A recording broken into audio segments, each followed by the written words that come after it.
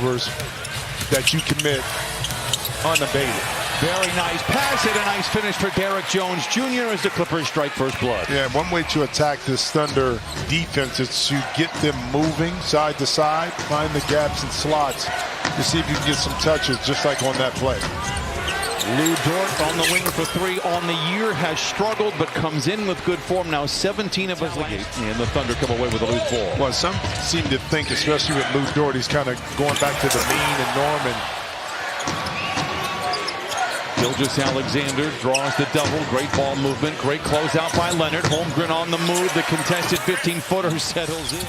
Lopez tries to hand to Leonard. Plenty of time on the clock to shoot. Launches the three over Dort and knocks it in.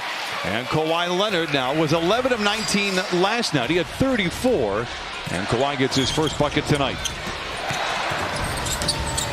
Gilgeous-Alexander, the contested baseline shot. He is good. Impeccable.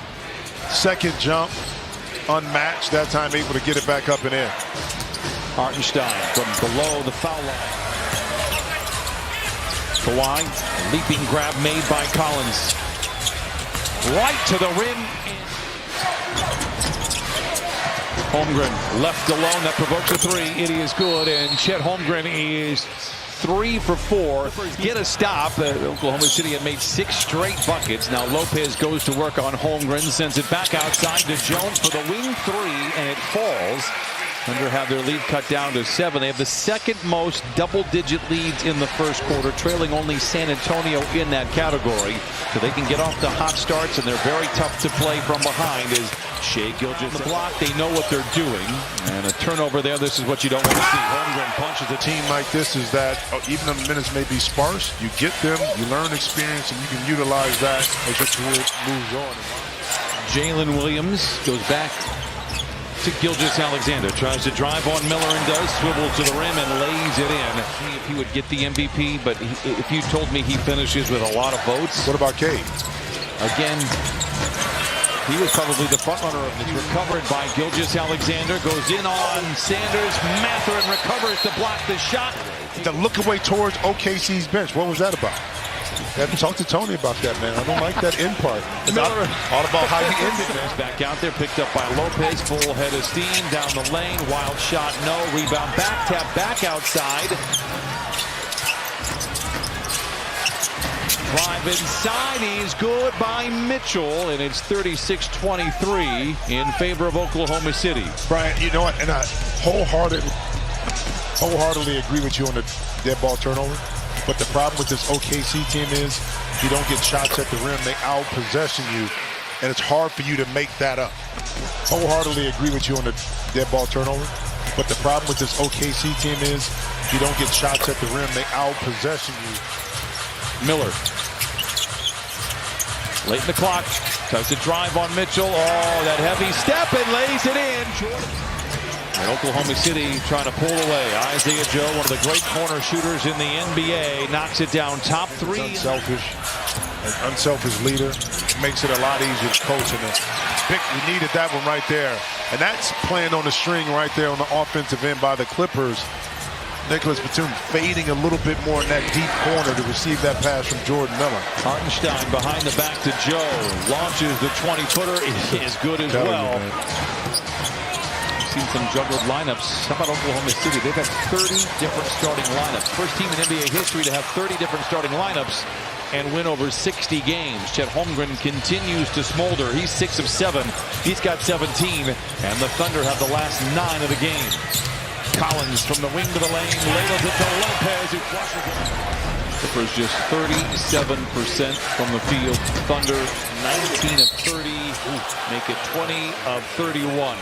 And it feels like it's taken them a lot of work just to kind of hang around with this score, shooting only 37%. Collins, the corner three. In and out. Oh, Jones. You can make a nice little run here in the last 4.5 minutes before you get into halftime. See if you can get this lead down under double digits. Ask and you shall receive. Jones. Just taken right away by Gilgeous-Alexander. And telegraphed that pass to Kawhi. Shai in the lane, lays it in. Gilgeous-Alexander now with 10. Well, that's what makes this another thing that makes this OKC team so tough is when your best player is willing to really lock it in on defense. Nice look by Leonard. Great defense by... That wasn't fast, but it was a quick move at his pace. They got his shot, and same thing with Kawhi. And blow up pick and rolls. They do little things like that. They're always there. Yes. They're in your space. Yes, in your space. Yes. Gets it like you think of Detroit, and they're physical. 71-49. Thunder out in front. Nice pass by Leonard. Collins. Extra pass to Dunn in the corner for three. It is good, and it has to feel good for Chris Dunn. 7 to shoot. Holmgren inside, surrounded by blue jerseys. 4 to shoot. 1 dribble, spin, fade, fires. He is 9 of 11. He's got a game-high 26. Per possession. You know what I mean? Points per 100 possession. Lopez, the 3. It's good. And Brook Lopez gets just his second basket. Kawhi, the rebound. Kawhi down the lane. Counted and a foul, and a very old-fashioned kind of put it away for the Clippers. Might need some magic like that here in the third, but Shai Gilgeous-Alexander, whoever is out on the floor, is pulling in the right direction each and every possession. It is impressive. Dort making the pass from his wallet, and then Hartenstein with the pass. Hartenstein, you know? Leonard, the 3. Collins, another offensive rebound, spiked away by Holmgren. Collins this time usually with the ball here the last few possessions. Gilgeous-Alexander wants to take some time on this one. Launches the 3. It's good. That said, haven't whittled into the lead all that much. Can Lopez do it here? The corner 3. Halfway down. 84-68. Thunder out in front. Clippers had a brief lead. They scored the first bucket. It's been all Oklahoma City ever since. How about Derek? Let's see if you're right. Wallace stumbles. Clippers trying to come back the other way. They have this lead down to 13. Lopez over the top of Caruso.